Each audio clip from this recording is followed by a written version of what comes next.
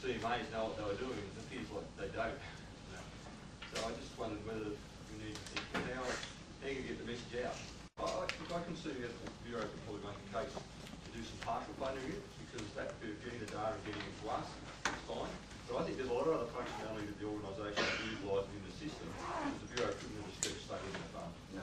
So I think there is an issue that, and that's potential for partial funding, but yeah, I think that's a conversation that needs to probably start happening. And we just need to have that conversation. But you're right, if we had 56 regions, it would make that a lot easier. Do we need to simply record here that there be discussions, we support an ongoing discussion with BoM to ensure the ongoing viability of the system? Well, I wouldn't like to say that BoM we're going to ensure the ongoing viability. We can't commit to that. Right. And I think we can, because the benefit we're getting out of it's not the totality of the whole system. There's a lot of other benefit that we're not, it doesn't help us. So I don't want anybody in this room to be under the illusion that BoM will sort of be safe for this system and underwrite it and say it's going to be ongoing, because it's not possible. But how would you want to formulate that agreement that BoM and others? I'd suggest that you're going to have this problem no matter how you do data management.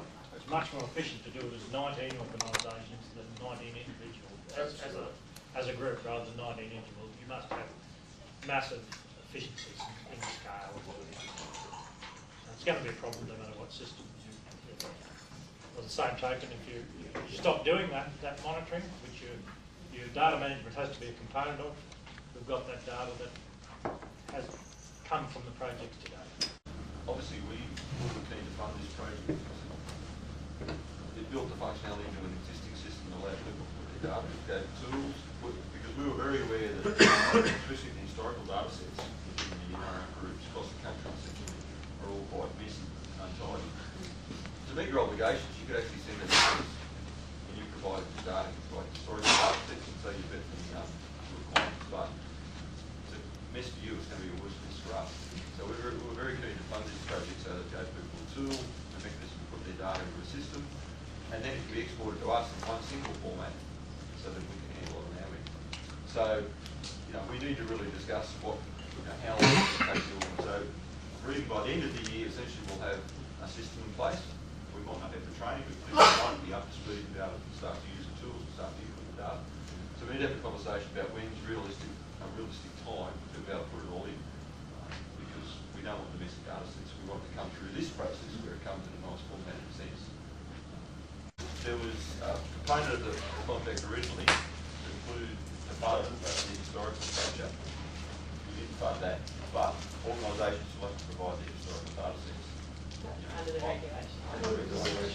And I would like to see the historical data sets provided through this system so that it comes in a structured format. That's right. Of course, I would too. Under the current regs, it's all historical data by... There is an actual split between historical deliverable, two different dates, one for historical and one for ongoing. Well, that's my interpretation. There's custody of control. You control it, you pay for it. Send the Indians. It's still part of my data. I still pay for that data and I own in cooperation If you had my own data. funding up front, that organisation would collect that data to confirm it for the middle of next year.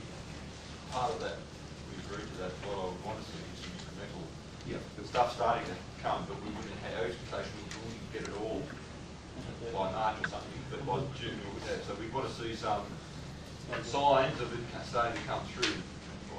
Those regions that are already entering data and using that solution, that data will automatically come across the patch to you immediately. From my point of view, what I really need to see is a commitment from the organisation to start providing us with data. That's what we're really looking for. Basically, if we can see a commitment and we have data in our system, at the moment we're basically saying if people have delivered some data, we're saying, well, they're compliant. We haven't actually analysed a lot of that data to make sure it is full historical set. We haven't got to that point yet. But as far as in the eyes of compliance, we're giving a tick.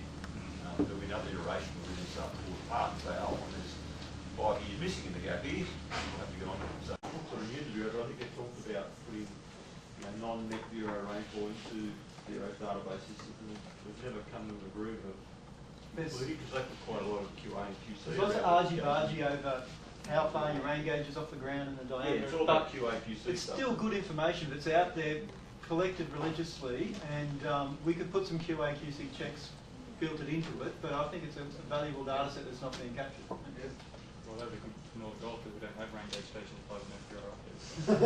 We'd like anything at all. So there is actually a project in the Bureau that's looking at intensity, frequency, duration rainfall events. And that's being a responsible engineer Australia. One of the things we're trying to do, we're reviewing the current standards. One of the things we're trying to do is introduce non-bureau rainfall data sets into that. And so that's from councils or storage operators and things like that. So there are other data sets, and this is another data set that would help with that analysis, because like I said, it might not be set up exactly the same, but it gives you an insight into when the rain actually occurred. Yeah, I've got one from the Bureau's perspective. I guess it's one of the things I learned early was I didn't appreciate the extent of grassroots support there is for this community water quality program. So I think for the Bureau, we've got a challenge to make sure that what we produce under AURUS, where we've got this multi-million-dollar investment from the government, so make sure what we produce in terms of water quality products is something that the community says that's of value. There's been a lot of effort going to capturing that data and getting it to the Bureau, and hopefully we produce something, they go, oh, that's really good. Our money was well spent. Yeah, we've been part of that. So I think it's a challenge for us to make sure we hit the mark of that. So we thought, given the occasion and the fact that this, we were reminded when I think the announcement was made that this was the first time that that the BoM had actually made such a large commitment to a non-government organisation. So we took that as being a bit of a challenge for us, and we were very appreciative of the faith that you placed in NCQ catchments and in the regions to get together and be able to do this. So we appreciate it.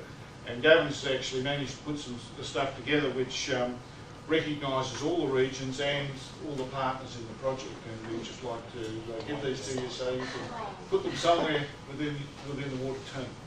Fantastic. Thank you. So the first one is the lead partner. Take it along me. Oh, fantastic. This is to us, a very, very auspicious occasion, and we thank you very much for your support in this game. Well, thank you very much. Love it.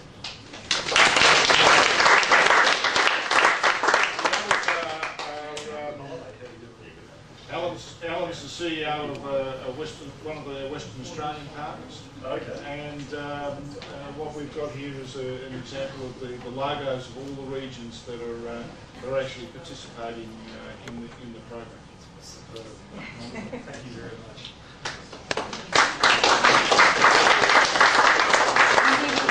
Paul's been one of the brains behind the technical part of the program. Paul comes from the QMBC, which is just across one of our neighbouring organisations.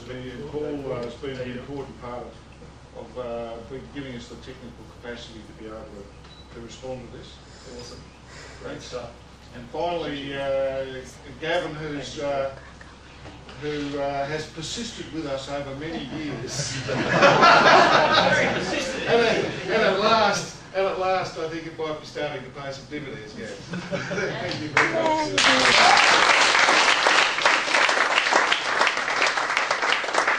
Thanks to the whole team. Wonderful.